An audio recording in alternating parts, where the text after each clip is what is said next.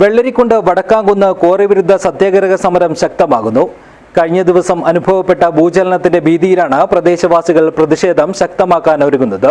പ്രായത്തെ അവഗണിച്ച് സമരപ്പന്തലിലെത്തിയ പാട്ടിയമ്മയും സമരസമിതി പ്രവർത്തകർക്ക് ഊർജം പകർന്നു.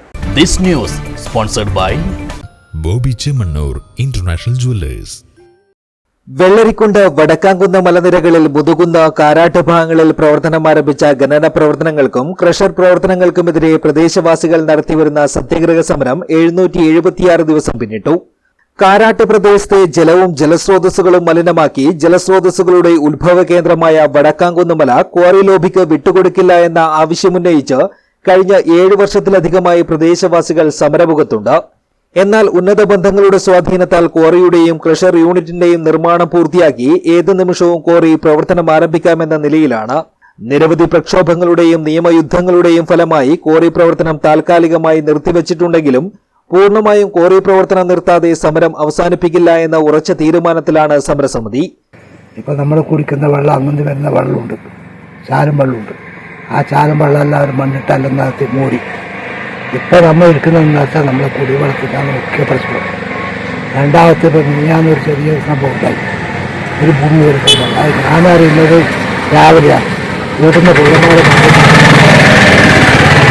രാവിലെ പറഞ്ഞിട്ട് നമ്മളറിയില്ല. അപ്പോൾ ജനൽ മുറിച്ച് കുറുക്കുമ്പോൾ അരിക്കുമ്പോൾ വച്ച പെട്ടെന്ന് കേട്ടു. അപ്പോൾ അയപ്പിന്നെ നമുക്ക് ഉറങ്ങാൻ വരെ പേടിയായിട്ട് കിടക്കാനും പേടിയാണ്. അപ്പോൾ ഈ കോറ ഒരു കാരണവശാലും ഞാൻ കുറക്ക് പറഞ്ഞിട്ട് ഞങ്ങൾ വിട്ടു കൊടുക്കൂല. അത് ഞങ്ങൾ ജീവൻ പോകണം, മറ്റേ വിട്ടു കൊടുക്കൂല. മലയോരത്ത് കഴിഞ്ഞ ദിവസമുണ്ടായ ഭൂചലനത്തിൽ കാരാട്ട് പ്രദേശത്തുള്ള വീടിന്റെ സ്വിച്ച് ബോർഡും ജനലും തകർന്നിരുന്നു. ക്വാറി പ്രവർത്തനം ആരംഭിച്ചാൽ ഇത്തരത്തിലുള്ള ദുരന്തങ്ങൾ ഇനിയും ഉണ്ടാകുമെന്ന ആശങ്കയിലാണ് സമരസമിതി സമരം ശക്തമാക്കാനൊരുങ്ങുന്നത്. പിന്നെ ഈ മിനിയാന്ന് ഒരു ഭൂമി കുലുക്കവും ഇതെല്ലാം ഉണ്ടായത്. അതേപോലത്തെ ഒരു അവസ്ഥ ഇവിടെ നമ്മളെ വീട്ടിന്റെ ഇവിടെ അടുത്ത് തന്നെ ഒരു വീട്ടില് എന്തെല്ലാം നാശനഷ്ടമെല്ലാം ഉണ്ടായി. ഇതേപോലെ തന്നെ ആയിരിക്കും ഇനി ഈ ക്വാറിയും ക്രഷറും എല്ലാം തുടങ്ങിയാൽ നമുക്ക് ഇവിടെ ജീവിക്കാൻ പറ്റാത്തൊരവസ്ഥയായിരിക്കും ഉണ്ടാവുന്നത്. അതുകൊണ്ട് അങ്ങനത്തെ ഒരു അവസരം ഇത് നിർത്തലാക്കാൻ വേണ്ടിയിട്ട് നമ്മൾ ആണ് ഈ സമരം നടത്തുന്നത്. പ്രായത്തെ അവഗണിച്ച് തന്റെ നാടിന്റെ സംരക്ഷണത്തിനായി സമരപ്പന്തലിൽ എത്തിച്ചേർന്ന പാട്ടിയമ്മയും സമരസമിതി പ്രവർത്തകർക്ക് വലിയ രീതിയിലുള്ള ഊർജമാണ് നൽകിയത്. ജനിച്ചപ്പോൾ മുതൽ കാണുന്നതാണ് ഈ മലയും മണ്ണും ജലവും. അത് പൊട്ടിച്ചുകൊണ്ടുപോകാൻ സമ്മതിക്കില്ലെന്നും താൻ ജനിച്ച മണ്ണ് ഇതാണെന്നും ഇവിടുത്തെ വെള്ളം കുടിച്ച് ഇവിടെ തന്നെ മരിക്കണമെന്നാണ് ആഗ്രഹമെന്നും അതുകൊണ്ടാണ് വയ്യാഞ്ഞിട്ടും സമരത്തിനെത്തിയതെന്നും പാട്ടിയമ്മ പറഞ്ഞു. ഞാൻ വന്ന് എനിക്ക് തല കൊടുക്കാൻ ചാടാൻ കഴിയാറിഞ്ഞിട്ട് വന്നത് എൻ്റെ ഭൂമിയാണിത്. അതുകൊണ്ട് എനിക്ക് ഇവിടെ തന്നെ മരിക്കണമെന്നുണ്ട്.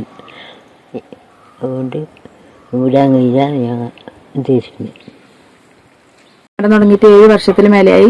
ഒരുപാട് അധികാരികളും ബാക്കി എല്ലാവരും ഇവിടെ വന്നിട്ടുണ്ടായി. ഇതുവരെ ഒരു ഇതും സ്വീകരിച്ചിട്ട് കാണുന്നില്ല. 776 ദിവസമായി സത്യാഗ്രഹ സമരം തുടങ്ങിയിട്ട്. ഇന്ന് ഇത്രയും പ്രായമായ നമ്മളെ ഈ വല്യമ്മ ഇവിടെ സമരത്തിലേക്ക് എത്തിച്ചിട്ടുണ്ട്. നടക്കാൻ പോലും കഴിയാതെയാണ് വന്നത്. നാടിന്റെ നിലനിൽപ്പിന്റെ ആവശ്യത്തിനായിട്ടാണ് വന്നത്. ഈ ജനിച്ച മണ്ണ് വിട്ടുകളയാൻ പറ്റൂല എന്ന ഒറ്റ ഇതാണ്. എന്ത് വില കൊടുത്തും നമ്മളെ നാടിനെ നമുക്ക് തന്നെ വേണം, തിരിച്ചു പിടിക്കണം എന്നാണ് പറയുന്നത്.